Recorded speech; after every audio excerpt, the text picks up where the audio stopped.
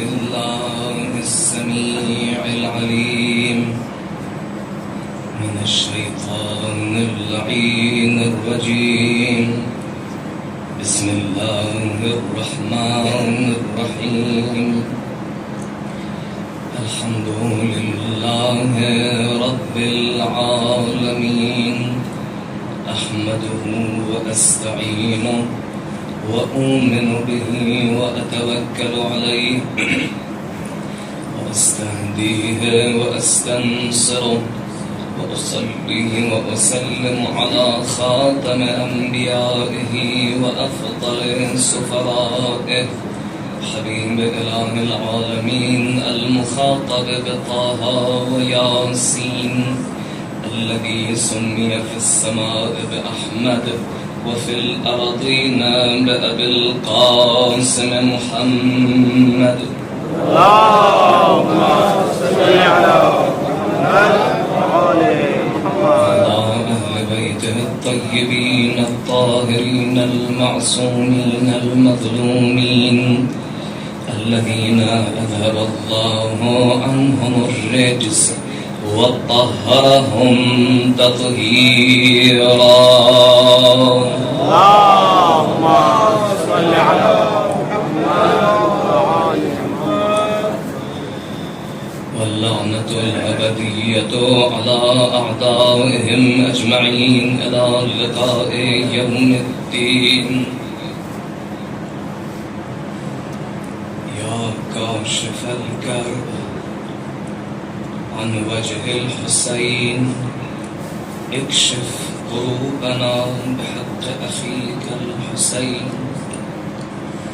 وأما بعد فقد قال الله الكريم في الذكر الحكيم: الله ولي الذين آمنوا يخرجهم من الظلمات إلى النور والذين كفروا أولياؤهم الطاغوت يخرجونهم من النور إلى الظلمات أولئك أصحاب النار هم فيها خالدون.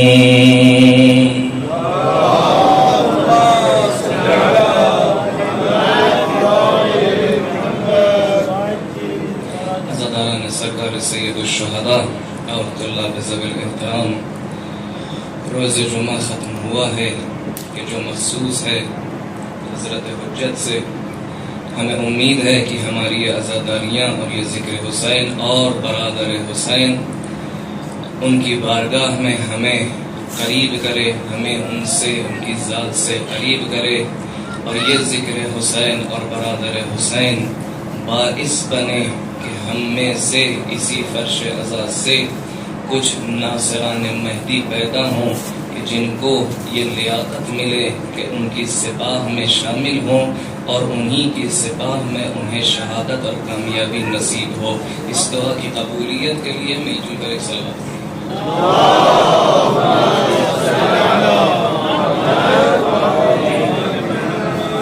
سلسلہ گفتگو جاری ہے اور عنوان سخن ہے عرفان ولایت. لغوی معنی سے گزرتے ہوئے اصطلاحی معنی ولایت تک ہم پہنچے اور یہ بیان ہوا کہ ولایت یعنی سرپرستی. ولایت کا ایک استعمال اور ایک معنی سرپرستی ہے، یعنی رتبے میں ایک کا بالا تر ہونا اور ایک کا نیچے ہونا، یعنی ایک کا ولی ہونا، ایک کا مولا علیہ ہونا، ایک کا والی ہونا، ایک کا مولا علیہ ہونا. اور یہ سلسلہ ادامہ دار سلسلہ ہے. یہ سلسلہ وہ سلسلہ نہیں ہے جو کہیں پر آ کے رک جائے اور ہماری زندگیوں میں کوئی ایسا زمانہ پیش آ جائے کہ ہمارا کوئی ولی نہ ہو جو عیناً ہمارے سامنے ہو. نہیں، جس وقت بھی انسان زندگی گزار رہا ہو، چاہے اکیلے اپنے گھر ہی میں کیوں نہ ہو، وہاں بھی تصور ولایت پدری پایا جاتا ہے. یعنی کبھی بھی کوئی وقت کوئی گوشہ انسان کا مفہوم ولایت سے خالی نہیں ہے. ہر وقت، ہر جگہ، ہر زمانے میں کوئی نہ کوئی مجسم ولی آپ کے سامنے ہوگا، چاہے وہ مطلق ولایت الہیہ کا حامل ہو یا رشحات ولایت کا حامل ہو، اور اس سلسلے پر ایمان لانا ہے تو پورے سلسلے پر ایمان لانا ہے، ناقص اگر ایمان ہوگا تو پورا ایمان کفر میں تبدیل ہو جائے گا۔ یہ سلسلہ ولایت پروردگار سے شروع ہوتا ہے، ولایت انبیاء کے سلسلے میں ادامہ دار ہوتا ہے، یہاں کے اوصیاء سے لے کے اول الاوصیاء سے خاتم الاوصیاء تک متصل ہوتا ہے، اور خاتم الاوصیاء کی ولایت کے رشحات اور اس کی کرنیں علماء اور فقہاء میں تقسیم ہوتی ہیں۔ جب یہ ولایت ہمارے سامنے آ جائے تو ہمیں اس کو تطبیق دینے کے لیے، اپنے ولی کو پہچاننے کے لیے کوشش کرنی ہے۔ کوشش کرنے کے لیے بھی ائمہ نے، ہمارے اولیاء برحق نے ہمیں راستے بتائے ہیں۔ پچھلی رات آپ کے سامنے ایک راستہ بیان ہوا، وہ راستہ کیا ہے؟ کہ نصوص معتبرہ، وہ نصوص، وہ روایتیں، وہ لکھی ہوئی میراث، وہ حدیثیں جو ہم کو آسانی دیں، ہم کو راستہ بتائیں کہ ہم وقت کے ولی کو جو کہ متصل ہے اس ولایت سے، ہم اسے پہچان سکیں۔ ایک راستہ نص ہے، تو نص سے معتبر ظاہر حدیث ہمارے لیے ایک راستہ ہے کہ ہم اپنے ولی زمان کو پہچان سکیں، جس کی ولایت امام معصوم سے متصل ہو رہی ہے۔ 3-4 حدیثیں کل آپ کے سامنے بیان ہو چکی، لیکن ایک اشکال یہاں پیش آتا ہے کہ جب انسان فقاہت کی وادی میں اترتا ہے تو ایسا نہیں ہے کہ وہ بس حدیث پڑھے اور مان لے۔ جب انسان فقاہت کی وادی میں اترتا ہے تو اسے حجت کی ضرورت ہوتی ہے، اور آپ حضرات سب طالب علم ہیں، آپ نے دیکھا درس خارج میں جب گفتگو شروع ہوتی ہے تو کبھی کبھی ایک حدیث پہ گفتگو شروع ہوتی ہے، پورا سال ختم ہو جاتا ہے، اسی حدیث پہ گفتگو جاری رہتی ہے۔ کیوں؟ کیونکہ حدیث کے اندر حدیث بالکل قرآن جیسی ہے، ظاہرہ انیق و باطنہ عمیق، کیونکہ جس کا ظاہر بہت ہی استوار اور خوبصورت ہے لیکن باطن بہت عمیق ہے۔ مشخصاً یقیناً فقہا اس پر گفتگو کرتے ہیں، اور فقہا کا کام ہے کہ حدیث کے مختلف گوشوں کو نکالیں اور کس طرح اس میں ورود کرنا ہے، وہ ان کا کام ہے۔ لیکن ظاہر پر، حدیث پر اشکال ہو سکتا ہے۔ ہر فقیہ اپنی جگہ معذور ہے، جو اس کی تہوں تک پہنچ پایا یا نہ پہنچ پایا۔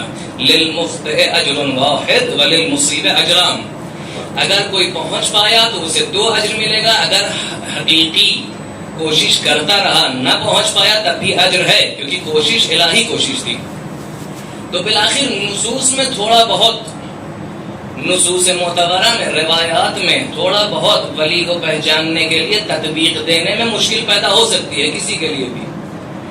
فقہا کا بالآخر یہ معیار ہے، فقہا کا یہ انداز ہے کہ گفتگو کرتے رہیں گے، بحث کرتے رہیں گے، مجادلہ ہوتا رہے گا، مباحثہ ہوتا رہے گا، ہو سکتا ہے کبھی بات بنبست تک پہنچ جائے جیسے بھی پہنچی ہے، لیکن اس سے ہٹ کے جو باقی راستے ہیں وہ ہمارے لیے ایک طرح سے حجت کو تمام کر دیتے ہیں۔ کوئی کہے حدیث کی دلالت تام نہیں ہے، ٹھیک ہے، لیکن تو پہلا راستہ حدیث، نصوص معتبرہ، لیکن دوسرا راستہ جو سب نے بیان کیا، مقام ولایت کو درک کرنے کے لیے، اس سلسلے کو سمجھنے کے لیے جو پروردگار عالم سے شروع ہو کے فقہائے زمان تک پہنچتا ہے، اس سلسلے کو سمجھنے کے لیے ہم نے صرف تمہیں نصوص اور روایات نہیں بلکہ عقل بھی دی ہے۔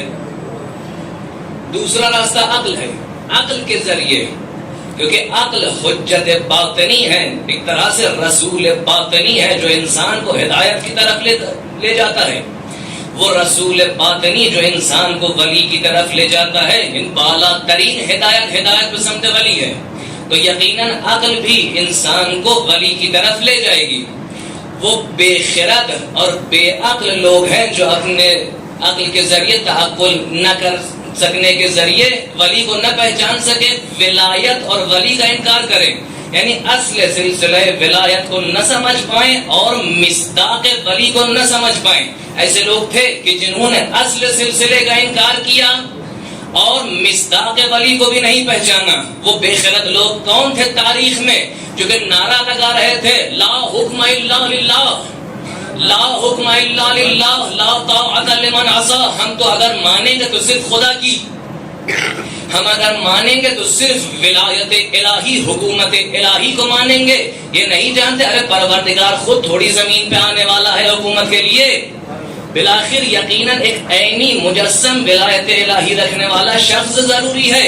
اسی لیے مولا کائنات نے کہا کہ کلمۃ حق یراد بها الباطل، یہ ایک حق کلمہ ہے کہ حکم سوائے پروردگار کے کسی اور کا نہیں ہے.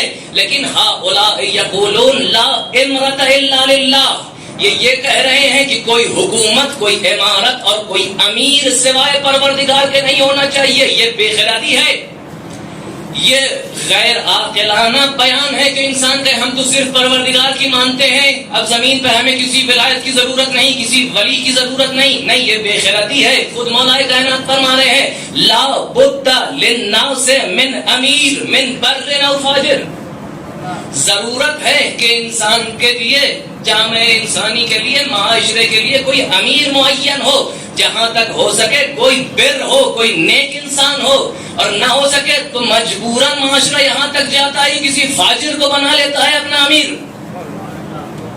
اسی لیے فقہاء نے بھی کہا، وہ فقیہ جس کے نزدیک شاید نصوص کی دلالت تام نہ ہو، خود کہتے ہیں اپنے درس میں، آیت اللہ عابدی فرماتے ہیں کہ فقیہ عظیم مرحوم آیت اللہ مرزا جواد آغا تبریزی اپنے درس خارج میں یہ کہہ رہے تھے کہ جو ادلہ شرعی ولایت فقیہ کے لیے وارد ہوئے ہیں، ولایت فقیہ کے لیے، ولایت مطلقہ کے لیے وارد ہوئے ہیں، میرے نزدیک علمی طور سے ان پر اشکال ہے، میرے لیے حجت پورے طور سے نہیں بن سکتے، ان کی دلالت میرے نزدیک تام نہیں ہے. توجہ کریے گا، ایک عظیم فقیہ جن کا وامدار آج تک پورا حوزہ قم ہے، اکثر فقہا جو آج ممبر درس خارج پر ہیں وہ سب انہی کے شاگرد ہیں. مرزا جواد آغا تبریزی کیا کہہ رہے ہیں؟ میرے نزدیک ان احادیث کی دلالت تام نہیں ہے، اشکال علمی ہے، بالآخر مجھے اشکال ہے، لیکن مجھے یہ سمجھ میں آتا ہے کہ بالآخر محمد رضا شاہ اور امام خمینی کے درمیان کون بہتر ہے؟ عقل یہ کہتی ہے کہ بالآخر بیر کو آگے ہونا چاہیے، فاجر کو پیچھے ہونا چاہیے. بیر کو پڑھ کے اس ولایت کو سنبھالنا چاہیے، اس عہدے کو سنبھالنا چاہیے تاکہ قوم نہ بھٹکے، ورنہ فاجر سامنے آ جائیں گے. یہ عقل بتا رہی ہے، اس کے اندر نہ نصوص کی دلالت کی کوئی بات ہے، نہ ادھر ادھر دیکھنے کی کوئی بات ہے. عقل کہہ رہی ہے بالآخر معاشرے کو ایک سرپرست کی ضرورت ہے. اگر معاشرے میں صحیح انسان سرپرست نہ ہو، خود بخود فجار اوپر آ جائیں گے. کاش اسی چیز کو ہم لوگ بھی سمجھ جائیں. ولی آیت اللہ عابدی کہتے ہیں ہمارے نزدیک ولی وہ فقیہ وہ ہے جو طے کرے کہ کب جنگ کرنی ہے، کب صلح کرنی ہے، کب معاشرے کو اس سمت جانا ہے، کب معاشرے کو اس سمت جانا ہے. دنیا میں اسے کہا جاتا ہے پریزیڈنٹ یا پرائم منسٹر، کہ جو معاشرے کی سرپرستی کرے. اب کچھ لوگ ایسے ہیں کہ جو چاہتے ہیں کہ ان کا ولی ایک بت پرست یا دشمن اسلام ہو لیکن فقیہ الہی نہ ہو. کچھ لوگ کو یہ گوارا ہے کہ کوئی بھی آ کے ان کی گردنوں پر سوار ہو جائے، فقیہ نہ ہو. تو یہ غیر عقلانی نتیجہ ہے. اگر نصوص کو بھی تم نہیں مانتے، روایات تمہارے نزدیک تام نہیں ہے، تو کم سے کم اپنی عقل کا استفادہ کرو. صلوات پڑھیں بر محمد و آل محمد.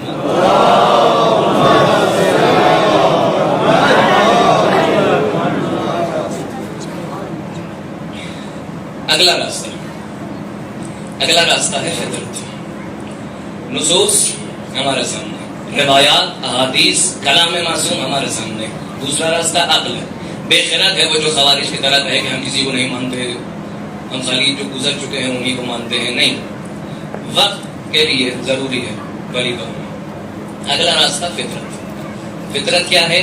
کہا ہر کسی کے اندر، ہر انسان کے، ہر سالم انسان کے اندر ایک چاہ ہے جو اسے اچھائیوں کی طرف لے جاتی ہے.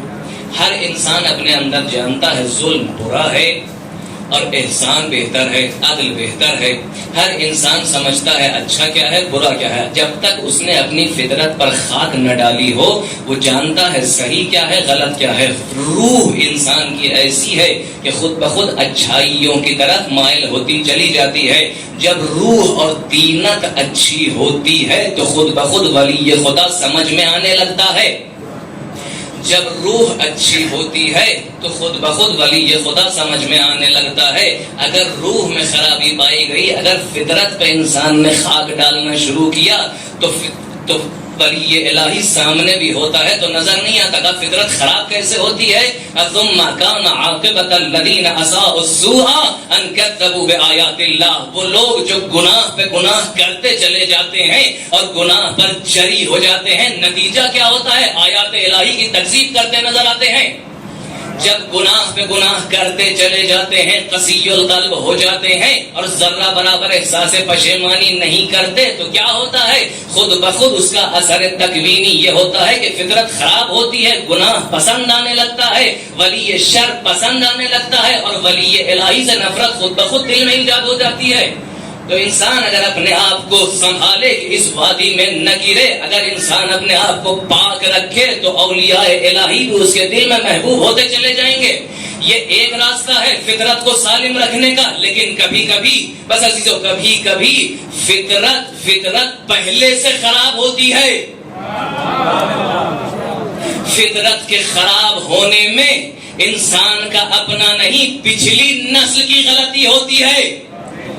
کبھی کبھی مولد انسان کا خراب ہوتا ہے تو اسے ولی الہی سمجھ میں نہیں آتا. جب فطرت کے اوپر پہلے سے خاک ڈلی ہو، ساخت ہی خراب ہو تو ولی الہی سے محبت نہیں ہو پاتی. علامہ جزری لکھتے ہیں، علامہ جزری شافعی اپنی کتاب مناقب علی ابن ابی طالب میں لکھتے ہیں کہ میں نے جتنی احادیث اپنی کتاب میں نقل کی ہے سب متواتر ہے، سب صحیح ہے. سب مناقب مولا کائنات لکھ رہا ہے ایک شافعی، سب صحیح ہے، سب متواتر ہے. شاید کوئی بدتمیز وہابی آ کے اشکال کرے کہ نہیں ان کی باتیں مسند نہیں ہیں، ہم ان علامہ کو نہیں جانتے، ہم ان علامہ کو نہیں پہچانتے. تو یہ بھی دیکھ لو، ابن حجر عسقلانی ان کے بارے میں کہتا ہے کہ یہ امام اعظم ہے، یہ قراءات کے استاد ہیں، تمام قراءتیں ان کی طرف پلٹتی ہیں. تو یہ انسان جو شافعی مذہب ہے، یہ انسان جو مولا کائنات کے مناقب لکھ رہا ہے، جس کی تائید ابن حجر عسقلانی بھی کر رہا ہے، سن 7 یا 8 ہجری میں کیا لکھ رہا ہے؟ حدیث نقل کر رہا ہے عبادت ابن صامت سے اور ابی سعید خدری سے. دونوں شخص کیا کہتے ہیں؟ کنا نبورو اولادنا بحب علی ابن ابی طالب. ہم اپنے بچوں کی آزمائش کرتے تھے حب علی ابن ابی طالب سے. فإن كان لم يحب علي ابن ابي طالب نعلم انه ولد من غير رشدة. ہم یہ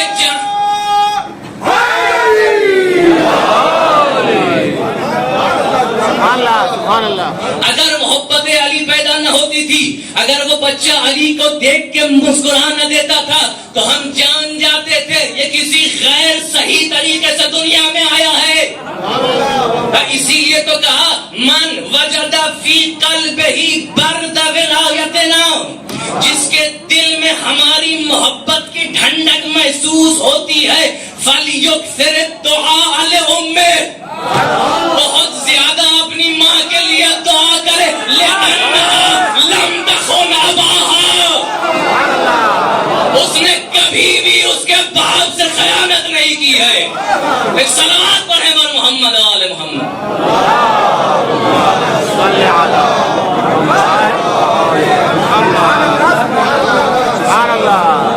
فطرت خراب ہوتی ہے تو چاہتے بھی ہیں تو ڈھکلتے کسی اور طرف چلے جاتے ہیں. آنا بھی چاہتے ہیں علی کی رکاب میں، قاتل علی بن جاتے ہیں. واقعہ آپ کے سامنے ہے.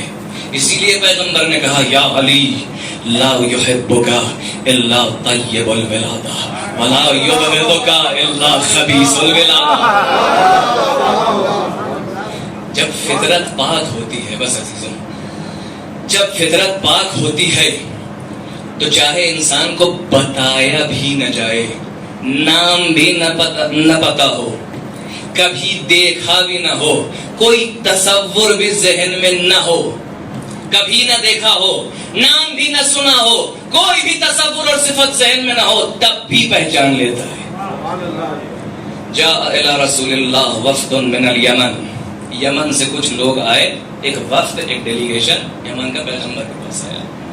جب پیغمبر نے انہیں دیکھا تو کہتے ہیں قوم रकीक़तुन क़ुलूबुहुम रासिख़ुन ईमानुहुम, इनके दिल बहुत नरम हैं लेकिन ईमान बहुत मुहकम है। मिनहुमुल मंसूर, इनके दरमियान से मंसूर उठेगा जिसकी नुसरत होगी परवरदिगार के तरफ से। 70,000 लोगों में बाहर आएगा। यंसुरु खलफी यंसुरु वसी व खलफ वसी, ऐसी कुछ इबारत है कि मेरे वसी की भी नुसरत करेंगे और मेरे वसी के वलद की जो आखिरी फर्जंद होगा उसकी भी मदद करेंगे। यही इसी कौम के रहने वाले, इसी कौम वाले पैगंबर से पूछने लगे, ऐ रसूल ये बताइए, आपको तो पहचान गए, आपका वसी कौन है? आप ही को देखने यहाँ तक आए हैं लेकिन आप वसी की बात कर रहे हैं, पहचानवा दीजिए। कहा मेरा वसी वो है जिसके लिए परवरदिगार ने कहा है वातसिमू बिहब्लिल्लाह, रेसमान इलाही को मुहकम थाम लो। कहा वो हब्ल क्या है, वो रेसमान क्या है? कहा जिसके बारे में कुरान ने कहा हब्लिम मिनल्लाह व हब्लिम मिनन्नास। हब्लिम मिनल्लाह कुरान है, हब्लिम मिनन्नास मेरा वसी है। कब पैगंबर ये बताइए वो कौन है किसके बारे में आप बात कर रहे हैं? कहा जिसके बारे में आखिर में कयामत में कुछ लोग हसरत करेंगे और कहेंगे या हसरता अला मा फर्रतु फी जंबिल्लाह, हमने जंबुल्लाह के बारे में बहुत तफरीद कर दी, कमी छोड़ दी, वो जंबुल्लाह मेरा वसी है। कहा थोड़ी और वजाहत करिए है रसूल, हम अभी पहचान नहीं पा रहे। कहा वो वही है कि जब काफिर कहेगा या लैतनी इत्तखज़तु मअ रसूल सबीला, काश मैं रसूल के साथ कोई रास्ता इख्तियार कर लेता, वो सबील वही मेरा वसी है। ऐ रसूल इश्तक़ना इलैहि, ऐ रसूल मुश्ताक हो रहे हैं हम उसे देखने के लिए, बता तो दीजिए कौन है, सूरत दिखा दीजिए। नहीं, इन्नहु आयतुन लिल मुमिनीन अल मुतवस्सिमीन, मोमिनीन के लिए वो खुद ब खुद जाहिर हो जाता है। अगर तुम नज़रा मन कान लहू क़ल्ब औ अलक़ा समअ व हुवा शहीद के जरिए देखोगे, अगर दिल से देखोगे, अगर इल्क़ाए सम करोगे, अगर गवाही देने के लिए तैयार रहोगे, खुद ब खुद तुम्हें समझ में आ जाएगा वो कौन है। फतखल्ललुस सुफूफ व तसफ़हुल वुजूह, सफों में घूमना शुरू करो, चेहरों को देखना शुरू करो, देखो मिलता है कि नहीं। 6 लोग उठे जिनका नाम तारीख ने लिखा है अहले यमन से, सफों में जाना शुरू किया, कहीं कोई शेख दिखा, कहीं कोई अमीर दिखा, किसी के ऊपर दिल ना आया। एक मर्तबा कहाँ पहुंचे? अल अनज़अल बकीन, एक शख्स के पास पहुंचे जो बड़ा मुहकम और खूबसूरत नजर आ रहा था। उसके सामने कुछ देर खड़े हुए, पैगंबर ने क्या कहा था? इला मन अहबत कुलूबुकुम फहुवा वलिय्यी, जिधर तुम्हारे दिल आ पड़े वो मेरा वली है। वजाहत का वक्त नहीं, इस अहबत में काफी चीजें हैं। क्यों?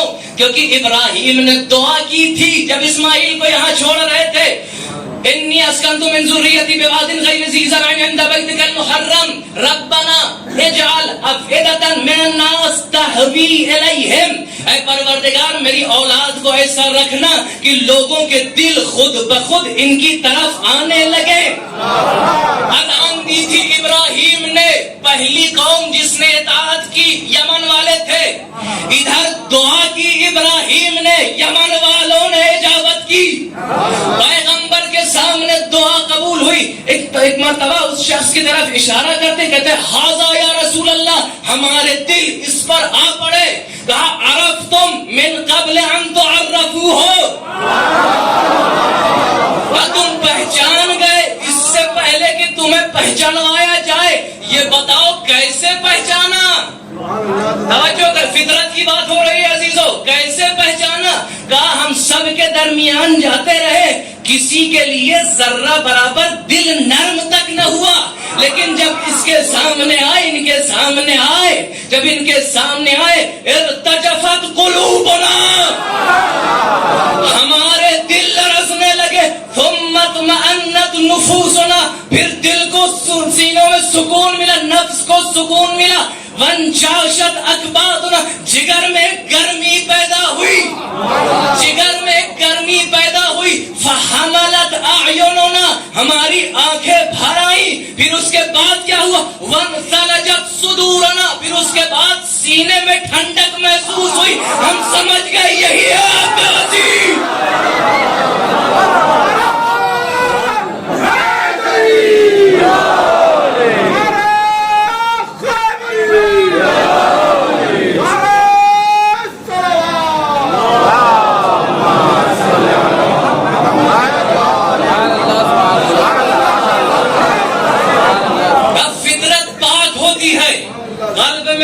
ہوتی ہے اور ایمان محکم ہوتا ہے، بغیر بتائے خود بخود ولی کو پہچان لیتے ہیں۔ ایک بات کہوں، پیغمبر نے کہا من احب اہل الیمن فقد احبنی۔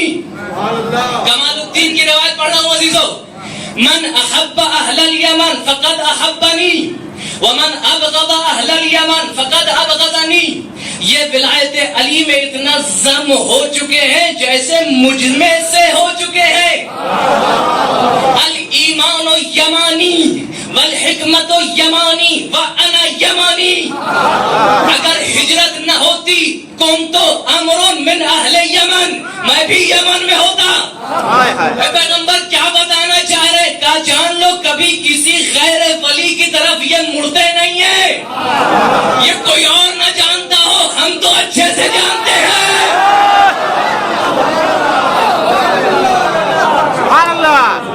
جب فطرت پاک ہوتی ہے تو نہ کسی شیخ نشین کی طرف متمائل ہوتے ہیں، نہ کسی ملک و امیر کی طرف متمائل ہوتے ہیں۔ اگر کسی پہ دل آتا ہے تو یا جبل عامل کا ایک سید ہوتا ہے یا خراسان کا ایک سید۔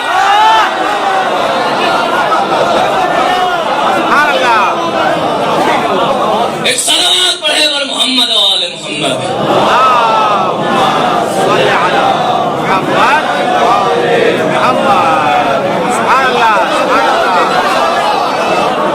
فطرت پاک ہو خود بخود مل جاتا ہے، ضرورت ہی نہیں ہے اتنی زیادہ بحث کرنے کی۔ فطرت پاک ہے، خود بخود ولی الہی کو ڈھونڈ لے گا۔ کیا بتایا ہے پیغمبر نے یمن کے بارے میں، کبھی دیکھیے گا۔ ایک شخص آیا پیغمبر سے کہتا ہے میں سب کو بہت بہترین طریقے سے پہچان لیتا ہوں، رجال کو بہت بہترین طریقے سے پہچانتا ہوں، سب سے اچھے لوگ نجد کے لوگ ہوتے ہیں۔ نجد پتہ ہے کہاں ہے؟ جس میں آج ریاض آتا ہے۔ ریاض جس ایریا میں آتا ہے ابھی اس کو نجد کہتے ہیں، اور بڑی سرزمین۔ پیغمبر نے کہا نہیں، خیر اہل الارض اہل الیمن، یمن والے بہترین افراد ہیں۔ کیوں؟ کہا جو قبیلہ سب سے زیادہ تعداد میں جنت میں وارد ہوگا وہ مزہج قبیلہ ہوگا۔ مورخین عزیز، مزہج قبیلہ یعنی جو قبیلہ سب سے زیادہ پرسنٹیج وائز سب سے زیادہ جنت میں جانے والا ہے، اپنی تمام تر افراد کو لے کے جنت میں جانے والا ہے، وہ قبیلہ مزہج کا قبیلہ ہے جو کہ یمنی ہے۔ مجھے نہیں معلوم، بات ختم کرنی ہے، مجھے نہیں معلوم کہ یہ فضیلت مزہج کو کیوں ملی، لیکن ہم جانتے ہیں ایک شخص مزہج میں ہے جو اگر اکیلا پورے مزہج میں ہو تو سب کی شفاعت کے لیے کافی ہے۔ وہ شخص کون ہے؟ کہا خط پڑھو مولا کائنات کا، من عبداللہ علی امیر المومنین الی اہل مصر۔ مصر کے لیے خط لکھ رہے ہیں، میں کسی کو بھیج رہا ہوں تمہاری طرف۔ وہ کون ہے؟ عبدن من عباد اللہ لا ینام ایام الخوف ولا ینقل عن الاعداء ساعات الروح، جو کبھی جنگ کے زمانے میں سوتا نہیں ہے، ڈر کے زمانے میں زمین پر ہلتا نہیں ہے۔ اشد علی الکفار من حریق النار، جو آتش جہنم سے بھی زیادہ شدید ہے کافروں کے لیے۔ وہ کون ہے؟ کہا ہوگا مالک بن حارث اخو مدحج۔ وہ مالک اشتر نخعی ہے، نخع ایک قبیلہ ہے مزہج کا۔ پتہ یہ چلا مالک اشتر اہل مزہج ہے، فضیلتیں آگے بڑھتی ہیں۔ اے لوگوں جان لو انہو سیف من سیوف اللہ، وہ اللہ کی تلواروں میں سے ایک تلوار۔ تم لاکھ کسی کو سیف الاسلام کہو، علی سے سیف الاسلام۔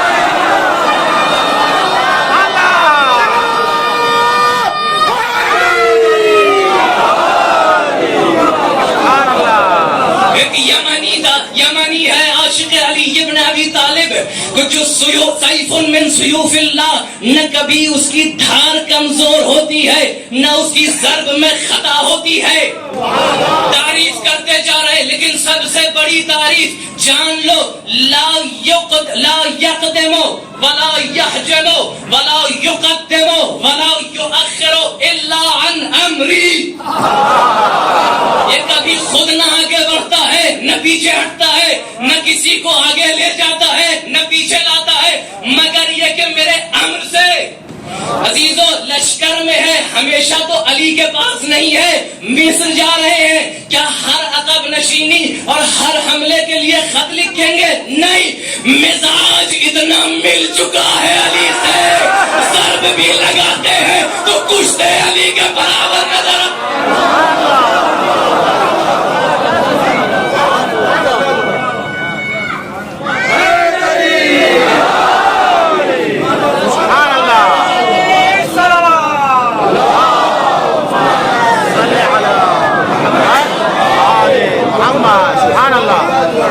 یہ کون ہے؟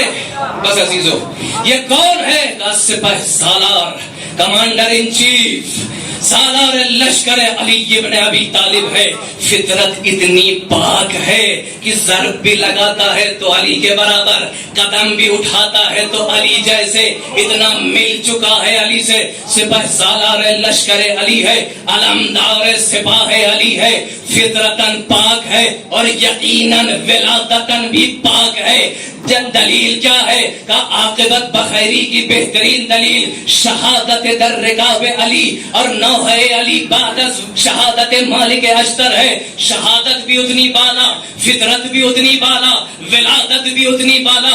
عزیزو یہ سپہ سالار لشکر علی ہے نا، کہ جس کی ولادت اتنی اونچی ہے، جس کا مولد اتنا عظیم ہے، اس کے مولد کا اندازہ لگاؤ. جس کی ولادت کے لیے خود علی ابن ابی طالب دعا کر رہے ہو، جس کی ولادت کے لیے خود علی دعا کر رہے ہو، جس کی ولادت کی تمنا سینہ علی میں پہلے سے تڑپ رہی ہو، اس کا اندازہ دنیا لگائے. وہ سپہ سالار سپاہ حسین ہے، وہ سردار لشکر سپاہ حسین ہے. فطرت میں اتنا بالا، کبھی کسی نے جو کہا ہو عباس حسین کے سامنے کچھ بولے ہو؟ نہیں، لیکن مزاج ملتا ہے.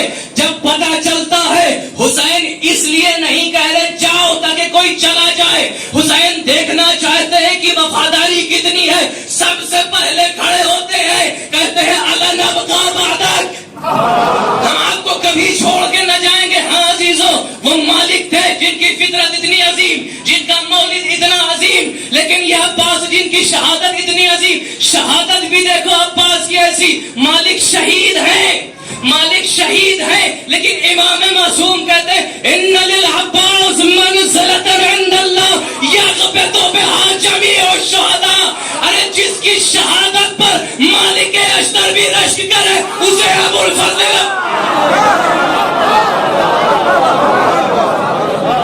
ایک صلوات پڑھے بر محمد و آل محمد.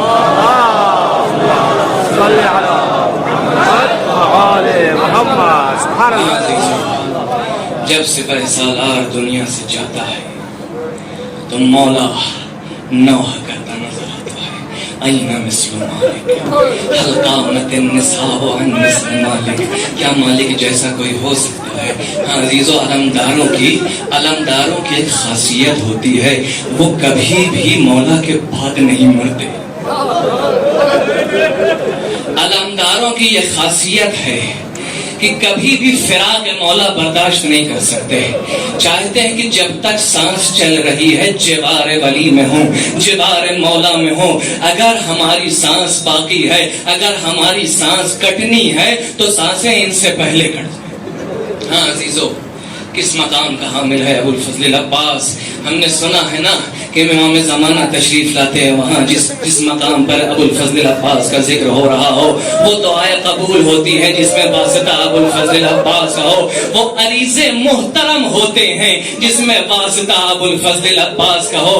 ہاں امام زمانہ ابو الفضل عباس پہ ہم رونا چاہ رہے ہیں، مدد کریے گریہ کرنے والوں کے لیے بھی، گریہ کرانے والوں کے لیے بھی. ہاں امام زمانہ ہماری مدد کریے. ہمیں ابو الفضل عباس کے لیے رونا ہے, آج بھی نہ روئیں گے, اگر محرم میں تو کب روئیں گے. ہاں عزیزو, وقت آخر قریب آتا جا رہا ہے. ابو الفضل عباس بچے ہیں اور ابو الفضل عباس کے مادری 3 بھائی بچے ہیں. ایک مرتبہ کیا دیکھتے ہیں, جب کوئی نہیں ہے, صرف میرے مادری 3 بھائی بچے ہیں, تو کیا کہتے ہیں, تقدموا بنفسی انتم فحاموا عن سیدکم حتی تموتوا دونا. سنو, اٹھو, آگے بڑھو, میں قربان تم پر, آگے بڑھو اور اپنے آقا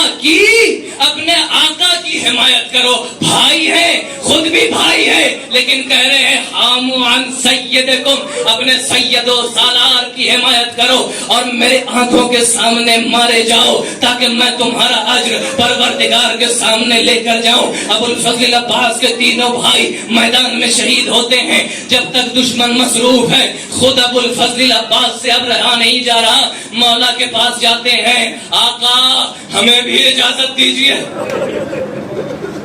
ایک مرتبہ حسین اپنے سردار لشکر کو دیکھتے ہیں اور کہتے ہیں, انت صاحب اللواء, تم میرے علمدار ہو, تم میرے سپہ سالار ہو, اگر تم چلے جاؤ گے تفرق عسکری. کیا حسین کو نہیں معلوم کہ اب کوئی لشکر باقی نہیں ہے؟ کیا حسین کو نہیں معلوم کہ سب مارے گا؟ نہیں, حضور ابو الفضل قلب حسین کے لیے ایک لشکر کے برابر. امام جناب عباس فرماتے ہیں, لقد ضاق صدری اريد ان اطلب ثاری, اب میرا سینہ تنگ ہو رہا ہے, اب مجھ سے برداشت نہیں ہو رہا, آقا جانے دیجئے. امام حسین ابو الفضل عباس کو, اگر ابو الفضل عباس کی توجہ کو موڑنا چاہیں تو کیا کریں؟ حسین سوچ رہے ہیں. ایک مرتبہ خیموں سے آواز بلند ہوتی ہے, العطش, ہائے پیاس مارے ڈال رہی ہے. حسین کو موقع ملتا ہے, اے عباس اگر جانا ہی چاہتے ہو تو پہلے ان بچوں کے لیے پانی لے آؤ. ہاں مولا, جیسا آپ کہیں, کوئی چونو چلا نہیں ہے. ایک خیمے میں جاتے ہیں جہاں پانی کے ذخیرہ ہوتا تھا, اسے خیمۃ الماء کہتے تھے, خیمہ آب کہتے تھے. اس خیمے میں جاتے ہیں, دیکھتے ہیں اس جگہ پر سوکھی مشکیں رکھی ہیں, تھوڑا سا پانی زمین پر بہ چکا ہے, وہ مٹی ابھی بھی نم ہے. جو بچے ہیں وہ دامن عربی کو اوپر چڑھائے ہیں, اسی نم زمین پر اپنے سینے کو رکھے ہیں, کاش تھوڑی سی ٹھنڈک مل جائے. آپ سے سنا نہیں جا رہا, ابو الفضل عباس نے دیکھا کہ اخذ القربۃ حمل القربۃ واخذ الرمح, ایک مشک اٹھائی اور ایک نیزہ لیا, میدان کے لیے رہسپار ہوئے. لا حول ولا قوت الا باللہ ولا نعبد الا ایہ, نعرہ لگاتے ہوئے حسین کا سپہ سالار فرات کی طرف بڑھا. 4000 کارندے ہیں, 4000 فوجی اور تیر انداز ہیں, کسی میں ذرہ برابر ہمت نہیں جو ابو الفضل عباس کے سامنے صف ملا سکے. صف شگافتہ ہوتی رہی, یہاں تک کہ ایک حملے میں عباس نے 80 لوگوں کو فنار کیا. اب ترائی میں اترے, کسی میں ہمت نہیں ہے جو ابو الفضل عباس کے قریب آئے. گھوڑے کو پانی میں اتارا, مشک کو بھر لیا, مشک کو حمائل کیا. راوی کہتا ہے ایک جلو پانی اٹھایا, زکرا آتشل حسین, حسین کی پیاس کی یاد آئی. لیکن عزیزو, یہ مقتل کی جسارت ہے, یاد اس کی آتی ہے جس کو انسان بھول جاتا ہو. ارے جو وجود ابو الفضل ہو اس کی یاد نہیں آتی.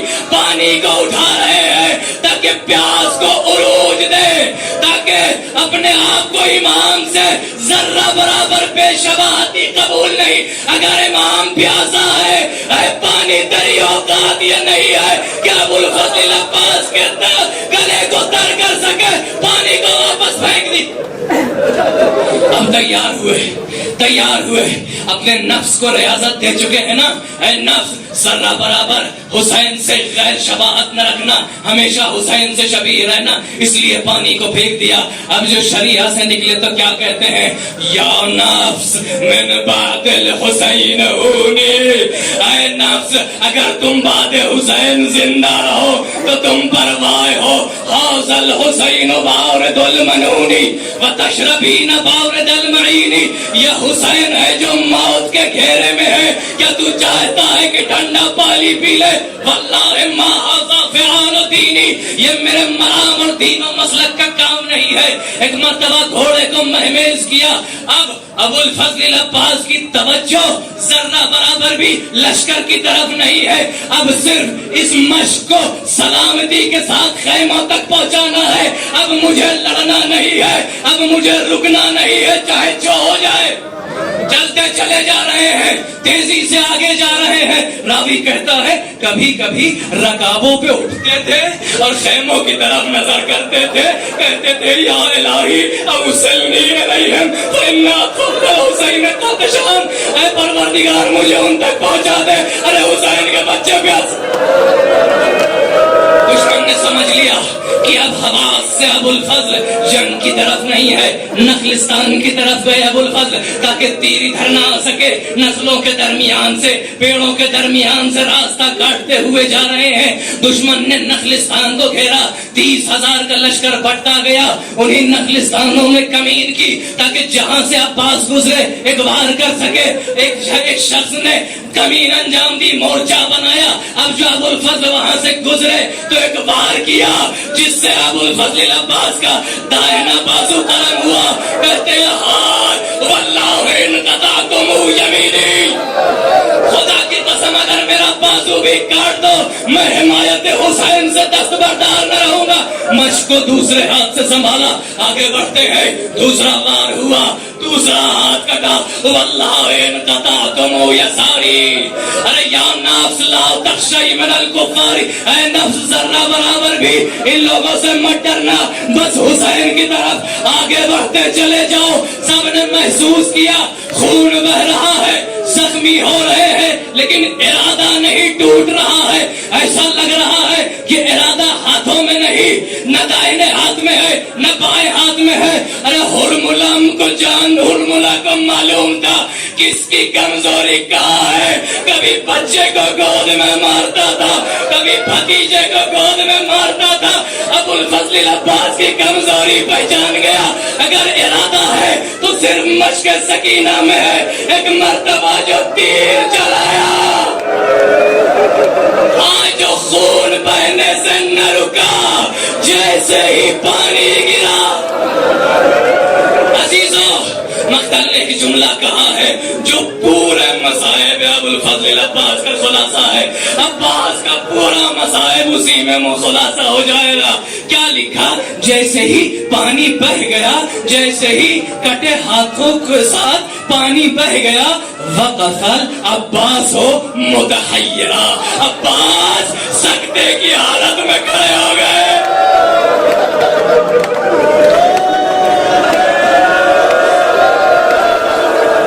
نظریں ٹک گئی عباس کی، کروں تو کیا کروں؟ خیمے کی طرف جاؤں تو پانی نہیں، واپس جاؤں تو اب لڑنے کے لیے. دشمن میں ہمت آئی، جمع ہونا شروع کیے. آپ نے سنا ہے نا ابو الفضل عباس کے سینے پہ تیر لگا ہے، آنکھ پہ تیر لگا ہے. ایک سوال کروں گا عزیزو، جو پشت بلشکر ہو، خیموں کی طرف جا رہا ہو، اس کے آنکھوں میں اور سینے پہ تیر کیسے لگ سکتا ہے؟ اس کا رخ تو خیمے کی طرف ہے، پشت دشمن کی طرف ہے. وجہ جانتے ہو عزیزو؟ جب جا نہ سکے خیموں کی طرف، جب شرم آئی اور قدم اٹھانے میں گھوڑے کا رخ موڑ دیا، ارے بڑھ گئے دشمن کی طرف، حوالے کر دیا حوادث زمانہ کے. ہم جو ڈر رہے تھے وہ جمع ہوئے، کسی نے سینے پر تیر مارا، کسی نے عداوت تھے. ابو الفضل عباس کون تھا جو سر تک پہنچ سکے، ذرا سا جھکے، جو زانوؤں کے درمیان تیر کو نکال سکے. ارے آگے بڑھا ایک گرز آہنی. ابھی تک جس نے سید و آقا کے علاوہ کچھ نہ کہا تھا، یا آقا ادرک خان، اے بھائی اپنے بھائی کو سنبھالو. مجھے نہیں معلوم اسی لمحے کیوں بھائی کہا؟ شاید حسین کی تمنا پوری کر رہے ہو، اور شاید کسی نے اپنا بیٹا کہہ کے پکارا ہو۔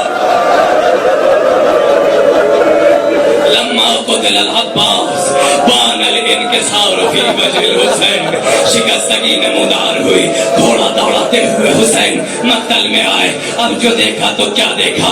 آفتاب امامت ہے، قمر بنی ہاشم کے چاند کے سرانے آیا ہے، لیکن چاند پہ کیا گھٹا چھائی ہوئی ہے، چہرہ زخمی ہے، فرد کھلا ہوا ہے، دیکھنا چاہتے ہیں حسین کو، دیکھ نہیں سکتے۔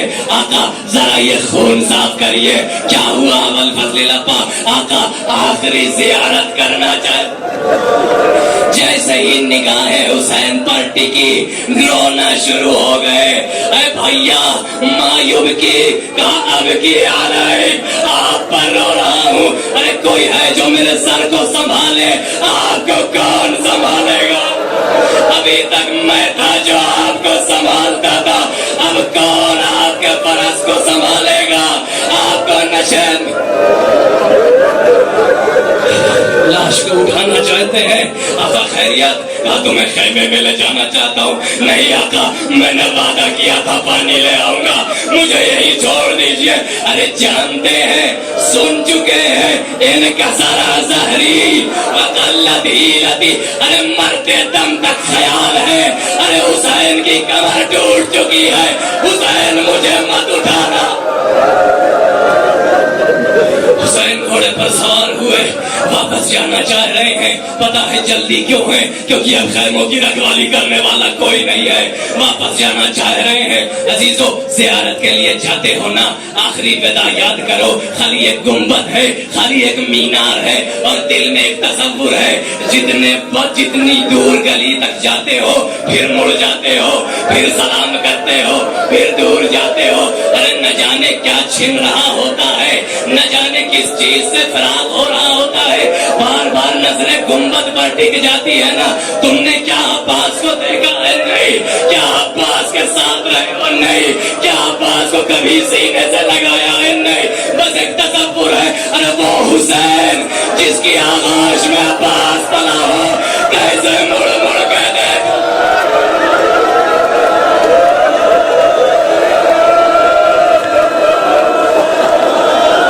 خیموں تک پہنچے، بچی آگے بڑھی، بابا این امی العباس، بابا میرے چچا عباس کہاں ہے؟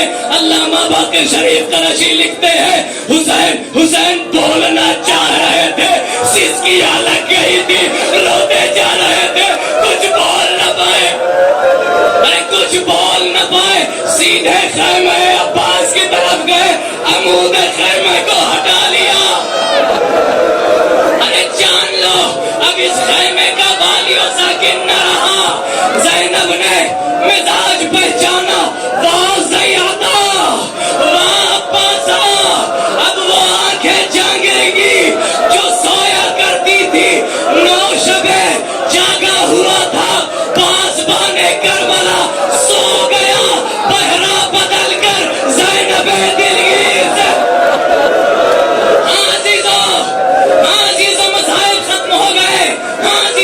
لیکن ایک بھتیجی اور ایک چچا کا رشتہ زمانہ کبھی نہ بھول پائے گا۔ یہ بچی اتنا چاہتی تھی اپنے چچا کو کہ ہر جگہ اپنے چچا جیسی رہی۔ اگر ابوالفضل عباس کو آخری لمحے حسین کی فکر ہے تو بابا کے گھوڑے کے پاس حل سقیا ابھی ام قتلوہ اتشانا، میرے بابا کو پانی ملا کہ نہ ملا؟ اگر ابوالفضل عباس ہاتھ ٹیک نہ سکے، گرتے وقت کٹے ہاتھوں سے منہ کے بل زمین پر آئے، تو یہ بچی بھی بالائے ناکا سے بندھے ہاتھوں کے ساتھ زمین پر گر۔ ارے ہر لمحے چچا کو پکارا، ہر دروازے پر چچا کو پکارا، یہاں تک کہ اگر چچا کی لاش واپس نہ آئی، یہ بچی بھی مدینہ واپس نہ آئی، بالکل چچا جیسی ہو گئی۔ عزیزو علم بہار رہا ہے، غور سے دیکھنا، دیکھیے مشک و علم جتنی ہو سکے